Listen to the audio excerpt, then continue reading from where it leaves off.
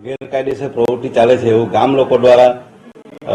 Red પાડવામાં આવી હતી અને જેની જાણ થતાં અમે લોકો તે સ્થળ પર પહોંચ્યા તો એ સ્થળ પર અમને 2 થી 3 વ્યક્તિ શંકાસ્પદ જાણવા મળેલ, જેઓને અમે પોલીસ સ્ટેશનમાં સુપરત કરેલ છે. અગાઉ આ બાબતે અમે પંચાયત દ્વારા નોટિસ કાઢવામાં આવેલી હતી